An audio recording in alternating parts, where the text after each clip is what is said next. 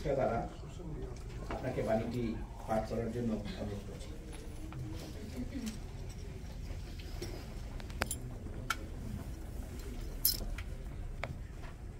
ধন্যবাদ।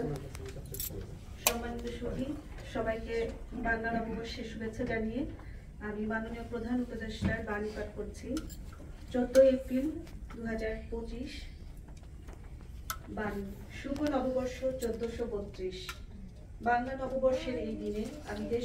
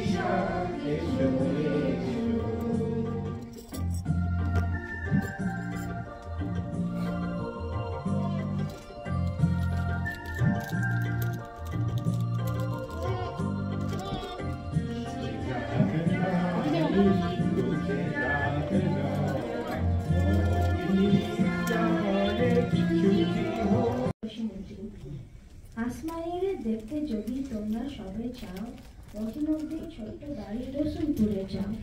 বাড়িটা নয় পাখি বাসা, বেন্না পাতার খানি, একটুখানি বৃষ্টি হলে গড়িয়ে পড়ে পানি, একটুখানি হাওয়া দিলে ঘর নড়বড় করে, তারই তলে আসমানিরা থাকে বছর ভর।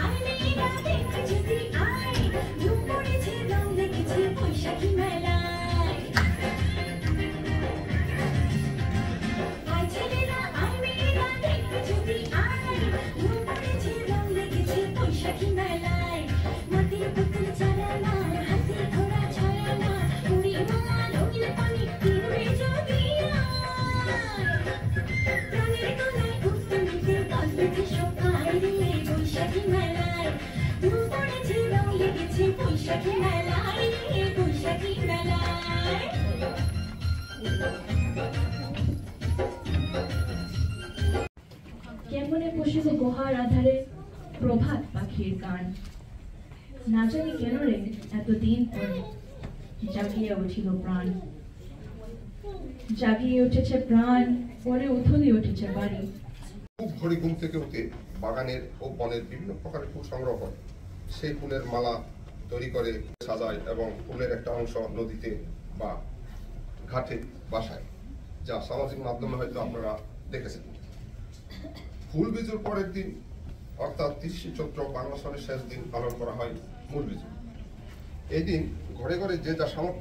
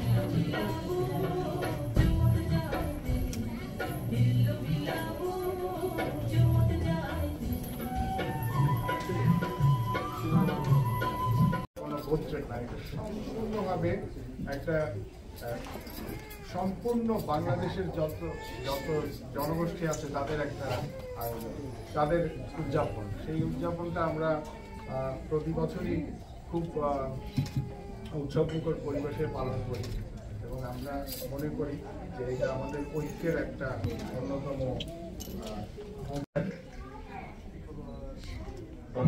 মেজর জেনারেল এবং আরো আমাদের টিমের উপস্থিত আছেন জনাব মাহমুদ হাসান, ওই মন্ত্রণালয় অতিরিক্ত সচিব এবং আমাদের অন্যান্য আরো সদস্যবৃন্দ আছেন। বিশেষ করে আজকে যে আয়োজক জাতিসংঘে বাংলাদেশের স্থায়ী মিশনের সম্মানিত অফিসারবৃন্দ, তাদের ফ্যামিলির সদস্যবৃন্দ এবং আরো যারা স্টুডিও এবং মালিককে টেলিফোন করে বললাম একটু আসেন, আমরা ছবি তুলব।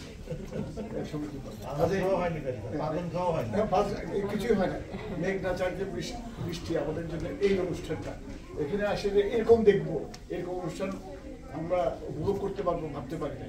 আর এখানে যেটা একটা জাস্ট সংক্ষেপে বলি, সব অনেক কিছু বলা হয়ে গেছে।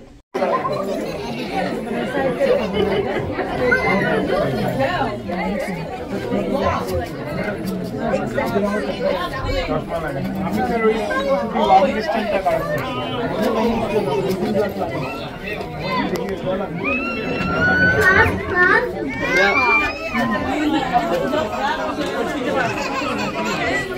ছবি তুলে বাচ্চাদের